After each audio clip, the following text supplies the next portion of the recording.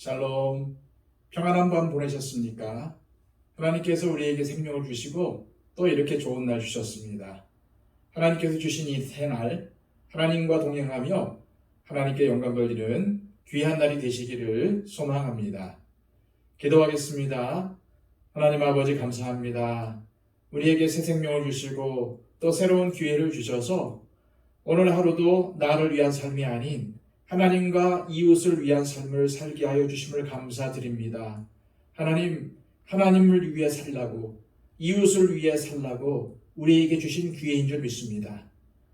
오늘도 우리 하나님과 동행하며 하나님께서 기뻐하시는 삶을 살게 하여 주시고 주님께 영광 돌려 하나님의 이름을 더 높이 올리는 우리의 삶이 되기를 원합니다. 그러기 위해서는 먼저 우리의 언행을 조심해야 되겠습니다. 하나님 보시기에 또 다른 사람 보기에 부끄럽지 않은 말과 행동을 할 수 있도록 인도하여 주시고 오히려 하나님께 영광을 돌리며 다른 사람들에게 하나님의 사랑을 전할 수 있는 하나님의 그 높은 영광을 드러낼 수 있는 말과 행동을 하게 하여 주시며 또한 다른 사람에게도 그 사람을 배려하며 또 그 사람을 용납하며 격려하며 또 칭찬하는 말만 할 수 있도록 인도하여 주옵소서. 특별히 하나님 우리의 입술을 조심하게 하여 주셔서 다른 사람들에 대한 험담을 하지 않도록 하여 주시고 또 다른 사람들에 대한 안 좋은 소식을 전하는 그러한 어리석음을 범하지 않도록 인도하여 주옵소서. 오늘도 하나님과 동행하며 주님의 향기가 되는 삶을 살게 하여 주시고 예수 그리스도의 편지로서의 삶을 살아갈 수 있도록 주장하여 주시옵소서. 예수 그리스도의 이름으로 기도하옵나이다. 아멘. 다 함께 찬송가 342장 찬양 드립니다.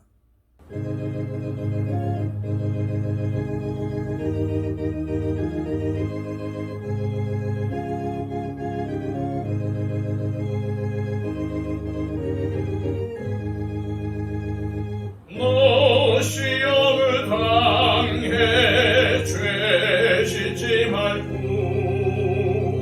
너 용기를 다해 굿물이치라 너 시험을 이겨 새 힘을 얻고 주 예수를 믿어 늘 승리하라 우리 구주의 힘과 그의 위로를 빌라 주님 내 편에 서서 항상 도우시리 내 친구를 삼가 잘 선택하고 언행을 삼가 늘 조심하라 너 열심을 다해 늘 충성하고 온 정성을 다해 주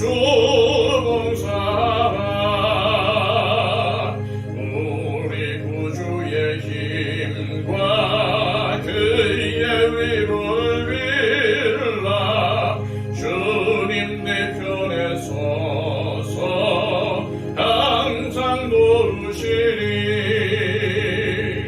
잘 이기는 자는 상 받으리니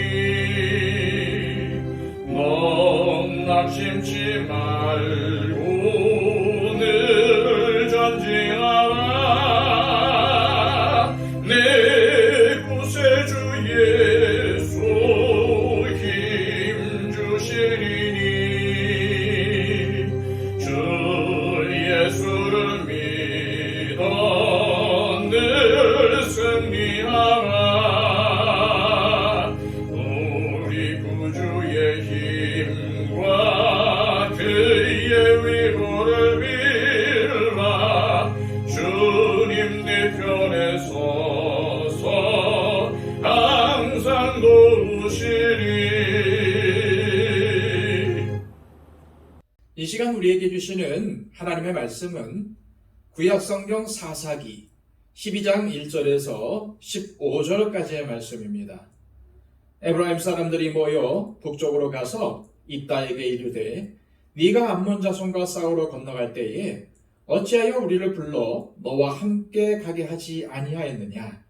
우리가 반드시 너와 네 집을 불사르리라 하니 입다가 그들에게 이르되 나와 내 백성이 암몬 자손과 크게 싸울 때에 내가 너희를 부르되 너희가 나를 그들의 손에서 구원하지 아니한 거로 나는 너희가 도와주지 아니하는 것을 보고 내 목숨을 돌보지 아니하고 건너가서 암몬 자손을 쳤더니 여호와께서 그들을 내 손에 넘겨주셨거늘 너희가 어찌하여 오늘 내게 올라와서 나와 더불어 싸우고자 하느냐 하니라.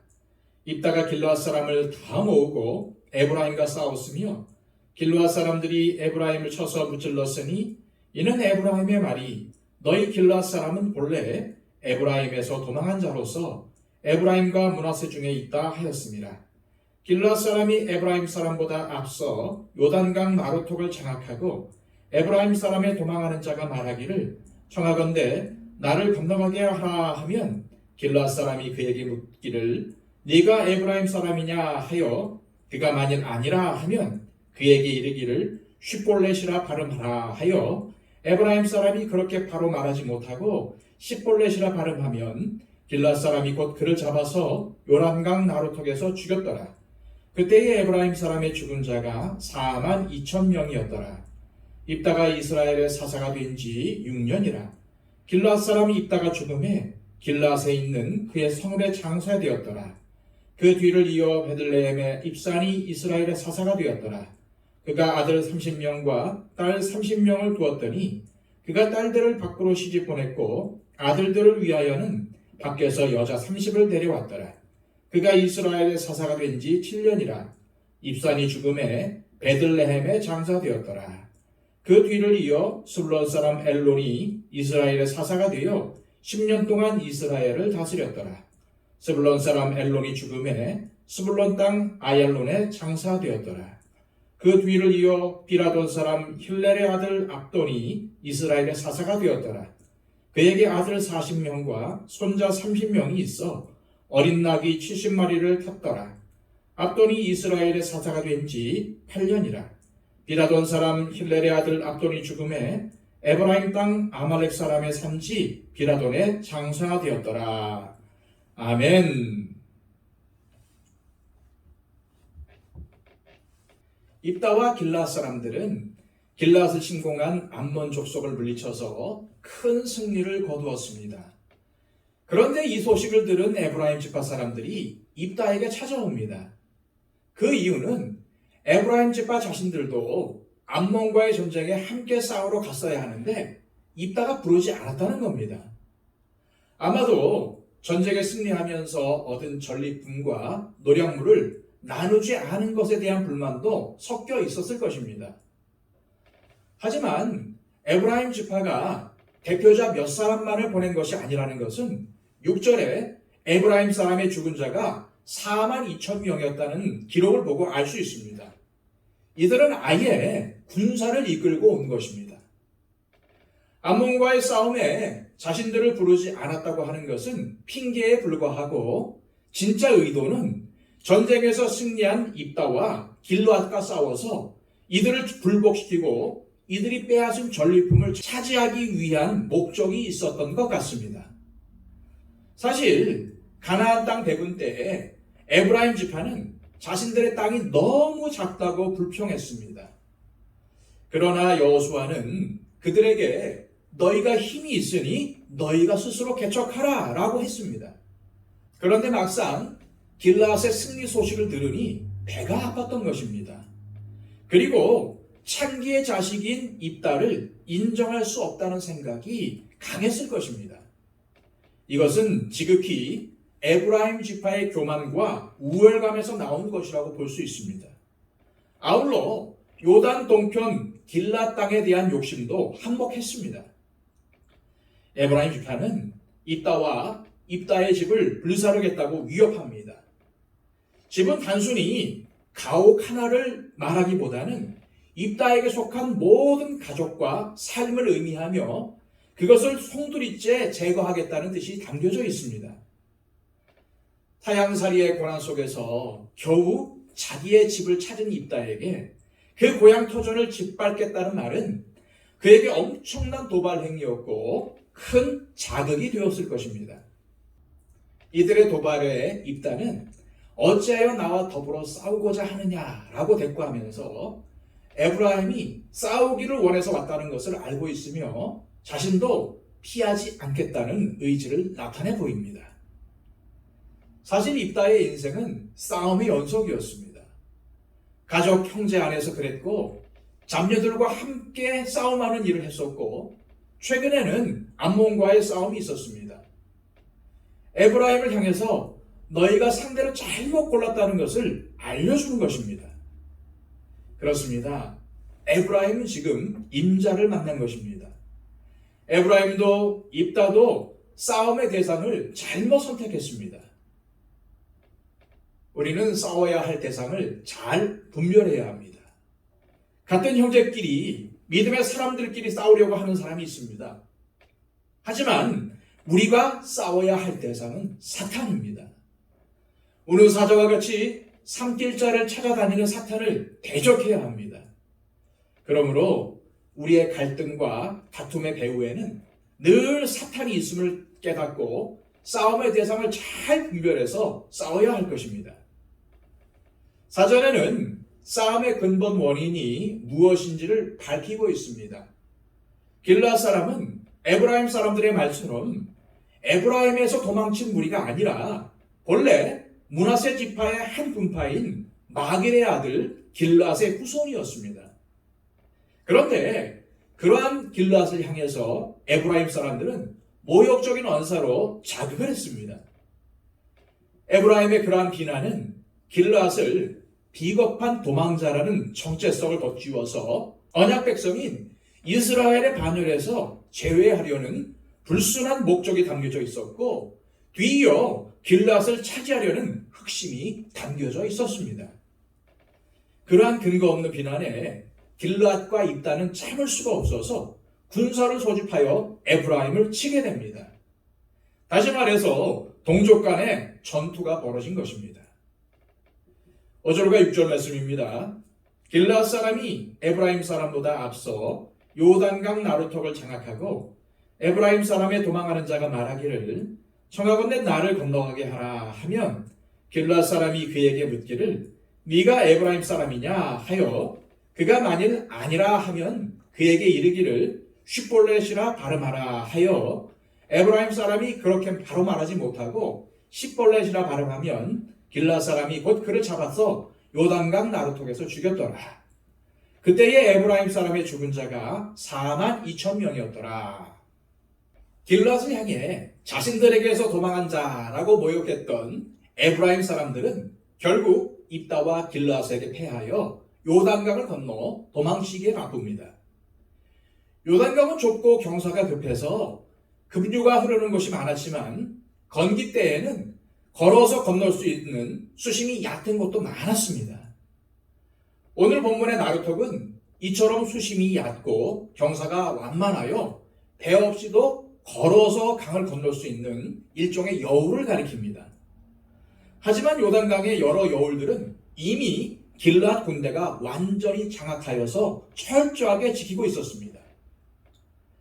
이에 도망치는 에브라임 사람들은 살기 위해서 길르앗 군대에게 자신은 에브라임 사람이 아니라고 거짓말을 하는 수밖에 없었죠. 하지만 문제는 에브라임 사람인지 아닌지를 알아볼 수 있는 방법이 있었다는 것입니다. 강을 건너는 사람들에게 쉿볼렛이라는 발음을 시켜서 잘 하지 못하고 쉿볼렛이라고 하면은 바로 그 자리에서 죽였습니다. 쉿볼렛은 원래 흐르는 강이라는 뜻으로 여기서는 요단강을 가리킵니다. 에브라임 사람들은 이 발음을 하지 못해서 금방 발각이 되었고 이렇게 죽은 사람이 4만 2천 명이나 되었다고 오늘 성경 본문은 밝히고 있습니다.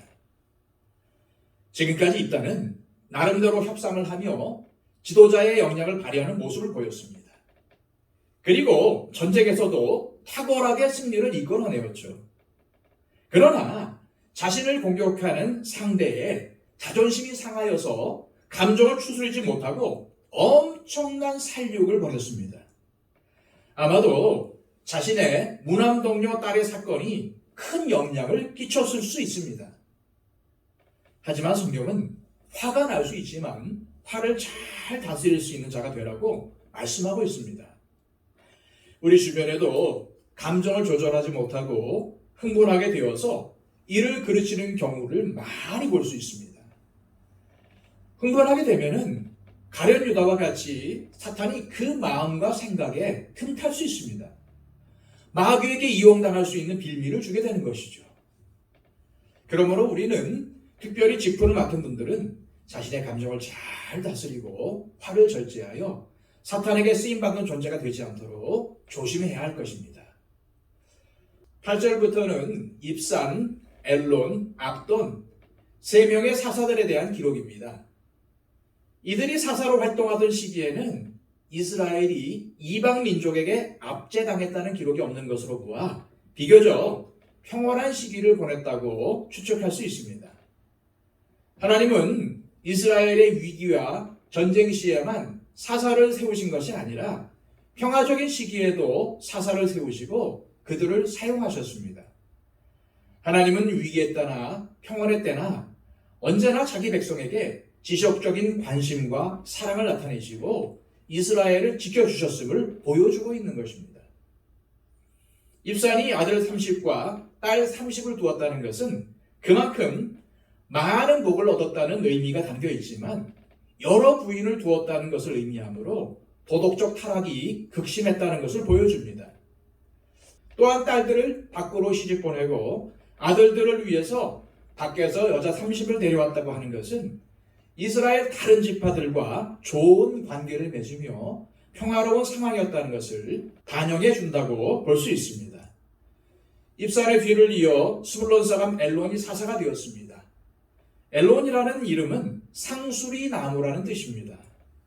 엘론은 10년 동안 이스라엘을 다스렸고 성경은 별다른 언급 없이 그의 죽음을 기록하고 있습니다. 엘론의 뒤를 이어서 압돈이 사사가 됩니다. 아들 40과 손자 30명이 있었다는 것 역시 당시 일부 다처제를 취하는 이방의 풍습을 받아들였음과 동시에 도덕적 타락이 있었다는 것을 의심해 볼 수 있습니다. 또한 낙이나 모세를 타고 다녔다는 것은 존귀와 번영을 상징하며 이스라엘 백성들이 평화를 누리고 풍성한 삶을 살게 되었다는 것을 나타내 줍니다. 그러나 이렇게 평화로울 때 더욱 경계하며 죄를 멀리해야 합니다. 오늘 본문을 통해서 우리는 한 공동체의 모습을 보았습니다. 서로에 대한 사랑과 희생이 없었던 언약 공동체인 이스라엘은 자신들의 이익과 자리를 확보하기 위해서 갈등과 다툼, 피 흘리는 전쟁으로 나아갔습니다. 그 결과 서로 죽고 죽이는 동족 상쟁의 비극을 맞고 말았지요. 그리스도의 보혈로 값주고 사신 공동체의 책임은 서로에 대한 사랑과 희생입니다. 특히 우리 교회와 성도들이 하나님 앞에서 겸손히 행하여 말씀대로 서로 사랑하고 섬긴다면 더욱 행복하고 즐거운 신앙생활을 할 수 있습니다. 이 시간 기도하실 때 하나님, 입다와 여러 사사들을 통해서 연약하고 죄인된 우리 자신을 볼 수 있도록 하심에 감사드립니다. 나의 이익과 욕심을 이루려고 다투고 분열하는 것이 아닌 베풀고 나누며 겸손히 섬기는 삶을 살 수 있도록 도와주옵시고 성령님의 인도 속에서 승리하는 복된 하루가 되게 해주옵소서라고 기도하시길 바랍니다. 그리고 우리의 중보가 필요한 우리 주변에 있는 분들을 위해서 중보해 주시길 바랍니다. 가족들을 위해서 기도해 주시고요. 또 함께 신앙생활하고 있는 우리 믿음의 형제, 자매들을 위해서 기도해 주십시오. 특별히 아직까지도 믿지 않는 가족들과 또 우리 친구, 이웃들을 위해서 중보해 주시기를 바랍니다. 우리 가운데 육신의 연약함을 입고 있는 분들을 위해서 중보해 주실 때 특별히 우리 박영채 집사님, 이복지 권사님 건강을 위해서 기도해 주시고요. 또한 우리가 알고 있는 많은 분들의 연약함들을 위해서 이 시간 중보해 주시기를 바랍니다. 그리고 한국교회 부흥을 위해서 또 성장을 위해서 무엇보다도 회복을 위해서 기도해 주시고요. 우리 교회가 하나님의 기쁨이 되는 아름다운 공동체가 되게 해달라고 기도해 주시기를 바랍니다. 오늘도 여전히 복음을 들고 산을 넘는 저 선교사님들의 사역을 위해서 중보해 주시기를 바랍니다. 우리 다 함께 기도하겠습니다.